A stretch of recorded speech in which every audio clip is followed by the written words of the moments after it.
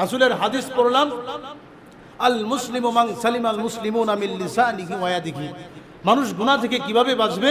প্রকৃত ইমানদার, প্রকৃত মুসলমান সে ব্যক্তি যার হাত এবং জিহ্বা থেকে অপর মুসলমান ভাই নিরাপদ থাকে। এটা কিন্তু হাদিসটা ছোট হলেও একটা মারাত্মক কথা এখানে উল্লেখ আছে। প্রকৃত মুসলমান সেই ব্যক্তি যার হাত এবং জিহ্বা থেকে অপর মুসলমান নিরাপদে থাকে। প্রিয় ভাইরা আমার, এক নম্বর কথা হলো হাত দ্বারা উদ্দেশ্য কি? আপনার শক্তির ভেতরে যতগুলো কাজ করা যায় সমস্ত কাজ এমন হতে হবে অপর কোনো মুসলমান ভাইয়ের জন্য কোনো ক্ষতি না হয়। যদি আপনার দ্বারা কোনো মুসলমানের ক্ষতি হয় তাহলে আপনি রাসূলের হাদিস অনুযায়ী প্রকৃত মুসলমান হতে পারলেন না। কথা ঠিক কিনা? আপনি যদি প্রকৃত মুসলমান হতে চান তাহলে অবশ্যই আপনার কোনো কাজ এমন হওয়া যাবে না যেই কাজ মুসলমানের বিরুদ্ধে যায়। দ্বিতীয়ত কথা হলো আপনার জবান থেকে, জিহ্বা থেকে অপর মুসলমান নিরাপদে থাকতে হবে। অর্থাৎ আপনি কথার দ্বারা কাউরে আঘাত দিতে পারবেন না। কোনো মুসলমানের উপরে অনর্থক তুহমত, অনর্থক কোনো দোষ চাপায় দিতে পারবেন না। যেমন আমাদের দেশে কিছু হলুদ সাংবাদিক আছে না, কথা মনোযোগ দিয়ে শুনবেন। আমাদের দেশে কিছু হলুদ সাংবাদিক এমন আছে না, যদি কোনো জায়গায় শুনতে পারে কোনো দাড়ি টুপিওয়ালা কিছু একটা করছে তাইলে একেরে 6-9 বানায় মার্কেটে প্রচার করে। ঠিক কিনা বলেন? এইরকম হলুদ সাংবাদিকরা কি মুসলমানদের ভিতরে থাকতে পারলো? আরো জোরে বলেন, পারলো? রাসূলের হাদিস যদি সত্য হয় এই সাংবাদিকরা মুসলমানদের ভিতরে নাই। কারণ রাসূল বলেন তার জবান থেকে অন্য মুসলমান নিরাপদে থাকতে হবে। সে ব্যক্তি যেহেতু নিউজ করে, সেটা হাতে নিউজ করুক, হাত থেকে অন্য মুসলমান মুক্তি পেতে হবে।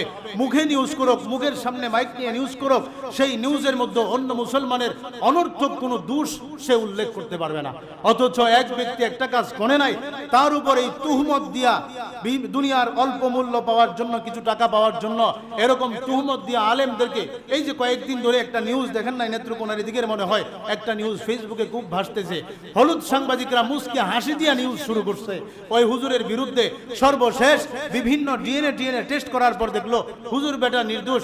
ওই হলুদ সাংবাদিক এক ডাক্তার মেয়ে, সেটা টাকার বিনিময়ে টাকা খায় ওই হুজুরের বিরুদ্ধে নিউজ করছে। নাউজুবিল্লাহ পড়ে, সেটা প্রমাণ হয়েছে। এখন এটা সত্য হবে কখন?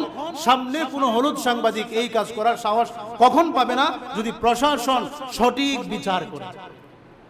কথা ক্লিয়ার কিনা বলেন? প্রশাসন যদি সঠিক বিচার করে। এখন প্রশাসনের কাজ হবে এমন, হুজুরদেরকে নেওয়ার সময় হাত পা বেঁধে একদম মানে অপরাধীর মতো করে নিতে হবে, আর তাদেরকে কোনো রকম মেহমানের মতো জেলে নিয়ে যদি ছেড়ে দেয় তাইলে এই লোক সামনে আরো অপরাধ করার সাহস পাবে। কথা বুঝাতে পারলাম? এরকম কিছু ব্যক্তি পৃথিবীতে আছে যাদের হাত দ্বারাও অপর মুসলমান কষ্ট পায়, জবান দ্বারাও অপর মুসলমান কষ্ট পায়। নবীর হাদিস যদি সত্য হয়, এই কথা সত্য, এরা মুসলমানের ভিতরে নাই। কথা ঠিক কিনা? প্রিয় ভাইরা আমার, এই জন্য খুব সাবধান। আপনি যদি মুসলমান, প্রকৃত মুসলমান হতে চান, আপনার হাত দ্বারা কোনো মুসলমান যেন কষ্ট না পায়, আপনার জবান দ্বারা কোনো মুসলমান যেন কষ্ট না পায়। এই রকম ভাবে চললে আপনি প্রকৃত মুসলমান। আর আপনার হাত দ্বারা প্রতিনিয়ত অপর মুসলমান কষ্ট পায়, আপনার জবান দ্বারা অপর মুসলমান প্রতিনিয়ত কষ্ট পায়, আপনি নিজের বিচার নিজেই করবেন যে আপনি প্রকৃত পক্ষে পরিপূর্ণ মুসলমান হতে পারলেন না। যাই হোক প্রিয় ভাইরা আমার, যে সাবজেক্ট নিয়ে শুরু করেছিলাম, জাহান্নাম থেকে মুক্তি পেতে হলে, জান্নাতে যেতে হলে মানুষের দুইটা জিনিসের প্রয়োজন। এক নাম্বার নিজের ঈমানকে খাঁটি করতে হবে, দুই নাম্বার নিজের আমলকে খাঁটি করতে হবে। এই ঈমান এবং আমল দুইটার সমন্বয় যদি থাকে তাইলে আমরা জাহান্নাম থেকে বাঁচবো, জান্নাতি হতে পারবো। আর যদি বলে যে আমি কোনো আমল করি না, আমার ঈমান ঠিক আছে, তাইলে আপনি জাহান্নাম থেকে বাঁচতে পারবেন না। কারণ নিজের চাপাবাজিতে জান্নাত পাবেন না, জাহান্নাম থেকে বাঁচতে পারবেন না।